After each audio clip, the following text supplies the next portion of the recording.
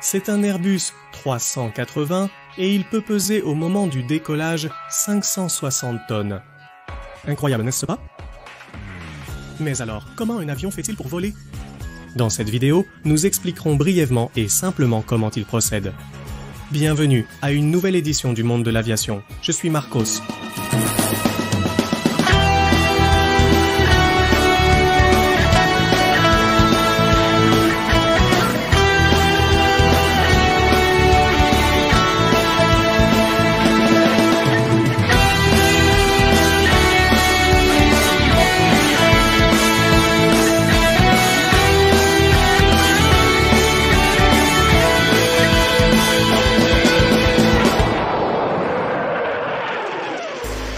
Pour comprendre le vol d'un avion, il faut d'abord apprendre quelques concepts. Ne vous inquiétez pas si vous ne comprenez pas immédiatement. Je vais expliquer la même chose de plusieurs façons, en répétant les concepts pour qu'ils soient bien compris. La première loi de Newton dit que si un objet est statique, il restera statique. Comme cette pomme sur la table. Elle ne bouge pas parce que les forces sont équilibrées. Et si un objet est en mouvement, il restera en mouvement s'il n'y a pas d'autre force qui intervient. Mais quel est le rapport avec les avions? Eh bien, ils restent en l'air, en vol statique, parce que les différentes forces qui agissent sur lui se compensent. La force de gravité tire vers le bas, vers le centre de la Terre, compensée par la force de portance que nous verrons comment elle est produite. Cette dernière est créée par l'air qu'elle traverse et qui génère également une résistance à l'avancement, équilibrée par la poussée fournie par les moteurs. Mais alors, comment obtenons-nous la si importante portance pour que les avions volent? Une partie fondamentale ici est l'aile. Elle a un profil spécial qui, lorsqu'elle avance dans un fluide comme l'air, génère une différence de pression. Moins de pression sur l'extra-2 ou la partie supérieure de l'aile et plus de pression en dessous de celle-ci ou intra-2. Et cette différence de pression génère une force que nous appelons portance. Et pour comprendre cela, nous avons besoin d'un autre concept, le principe de Bernoulli, qui nous dit que si nous avons un flux d'air, c'est-à-dire des molécules en mouvement, celles-ci se séparent les unes des autres, ce qui fait diminuer leur pression. Le concept est crucial pour saisir le vol d'un avion. Complexifions-le davantage.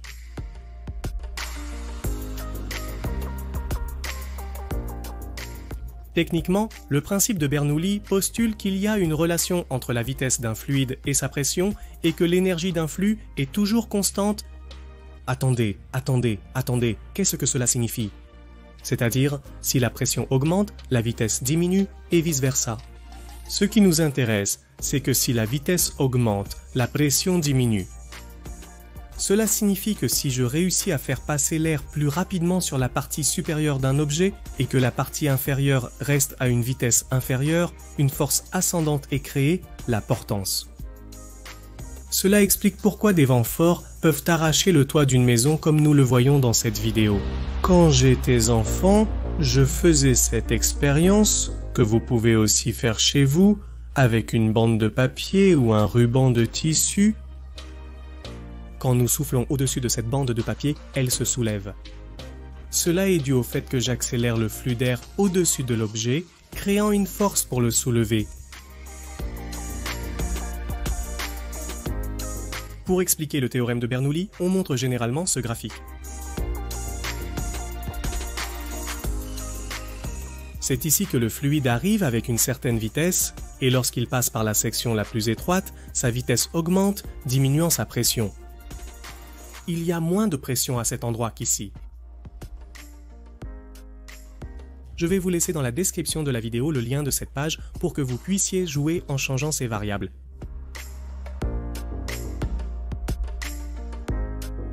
Dans la dernière expérience, j'utiliserai ces deux canettes vides et quelque chose qui nous servira de petit tube pour diriger le flux d'air. Que pensez-vous qu'il se passerait si je soufflais à travers ces deux canettes? D'aucuns croient peut-être qu'il ne se passera rien ou qu'elles se quitteront. Mais si vous avez prêté attention à M. Bernoulli, encore une fois, en accélérant l'air, sa pression baisse. Et comme la pression autour est plus forte, une force est générée qui rapproche les canettes. Donc, si je parviens à faire en sorte qu'un objet d'une certaine forme fasse passer l'air plus rapidement au-dessus qu'en dessous, on obtient la portance, et cette forme est le profil aérodynamique. Et maintenant, nous nous rapprochons de plus en plus de la compréhension du vol d'un avion, car dans le profil aérodynamique, en raison de sa forme spéciale, l'air sur sa partie supérieure doit parcourir un chemin plus long que sur la partie inférieure, mais dans le même temps. C'est-à-dire que l'air en haut a plus de vitesse, et donc, je vous l'ai déjà dit plusieurs fois, vous devriez le savoir, moins de pression qu'en bas, générant la force de portance.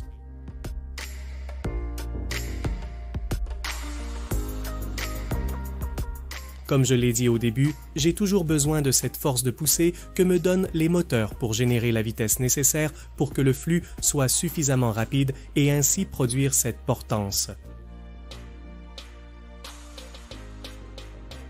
Vous vous souvenez des 4 forces? Si l'une d'entre elles varie, son état changera. Par exemple, si je réduis la puissance des moteurs ou si la force de poussée est un peu plus faible, la vitesse de l'air diminuera et donc la portance diminuera, faisant descendre tout l'avion.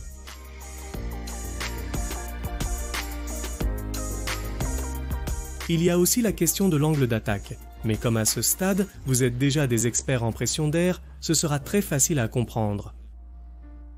En réalité, les anciens avions volaient presque avec des ailes plates. Ils avaient à peine une courbure pour imiter les ailes des oiseaux, mais en angle, si vous ne regardez pas cet avion.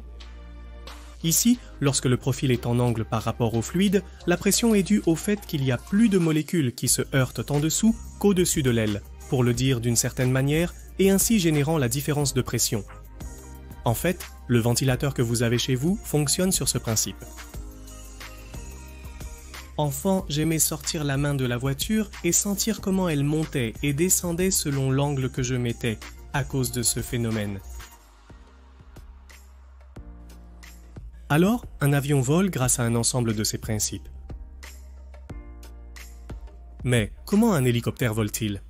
Eh bien, nous pouvons considérer que les pales de son rotor sont comme des ailes, mais qui tournent pour générer la vitesse nécessaire à la sustentation, mais nous verrons cela dans une autre vidéo.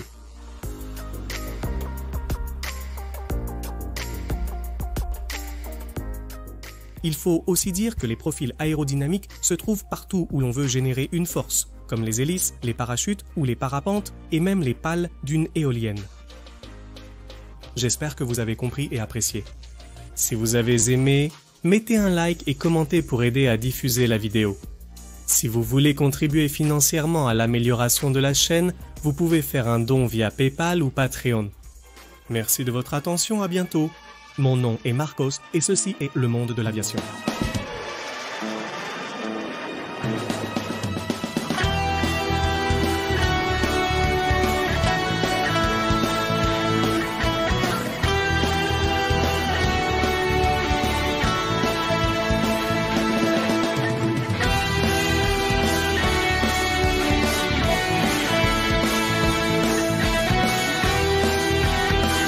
Merci.